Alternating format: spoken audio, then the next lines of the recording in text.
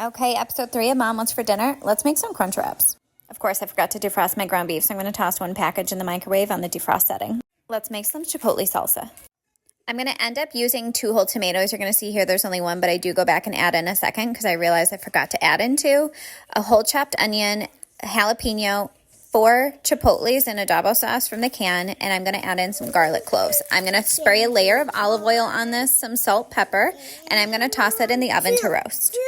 Next up, let's make the crunch in the crunch wrap. I'm going to make some tostadas. I'm going to use 6 corn tortillas, lay them on a baking sheet lined with parchment paper, spray some olive oil, some lime juice, and a tiny bit of taco seasoning on each side, flip and repeat.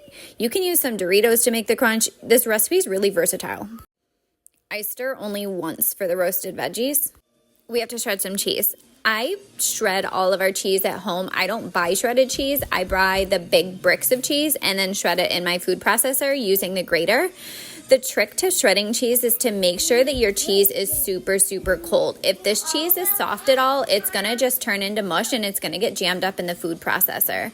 So I'm going to take this entire, I believe it's 2-pound brick, and then throw it in the food processor in strips. I do 3 strips of the cheese as I'm doing it. I can fit 2 in here. And then I empty the bag into a Ziploc bag, and then I'll just repeat it with that last little strip of cheese that you see going into the food processor. Sometimes this cheese can stick together when I shred it on my own because it doesn't have any of those anti-caking ingredients in it that you get from the store. So what I do is I'll actually sprinkle a little bit of cornstarch into the bag. I mean, literally just a tiny bit, and then I shake it up and then seal it. I find that helps to prevent the caking and sticking together. Let's toss those tortillas in the oven. Start browning the meat. Next up, let's shred some lettuce. My grandma actually taught me to pound the iceberg lettuce on the counter, and it gets off like that core at the bottom. Anyways, we're going to chop this up. I probably could have done smaller, but honestly, at this point, I'm just in a hurry. My older son does college classes tonight, and I'm trying to do this in between having to drop him off and bring him home. We're going to wash that lettuce, and then we're going to dry it, plate it, put it in the fridge. At this point, the beef is just about done, so I'm going to add in the taco seasoning with 3/4 cup of water, stir that all around. The veggies for the salsa are ready. I'm going to toss this into the food processor. I did clean the food processor since I shredded the cheese.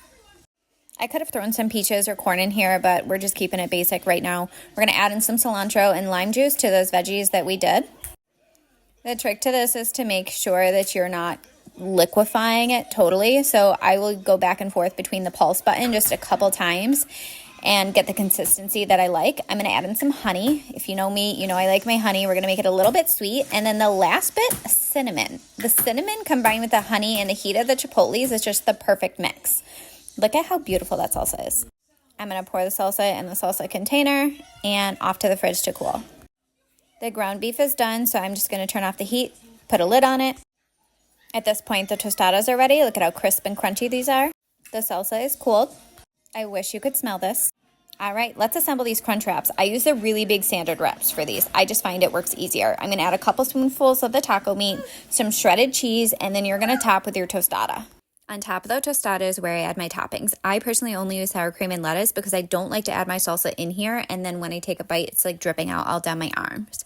I'm going to take the sandwich wrap, and as you can see, I'm just folding one side over top of the other until I get to the end, and that's what the back of that wrap is going to look like. I'm going to put it in a skillet lined with a little bit of that spray olive oil I used and put it down there until it's golden brown. I'm going to flip it and do the same thing for that opposite side as well.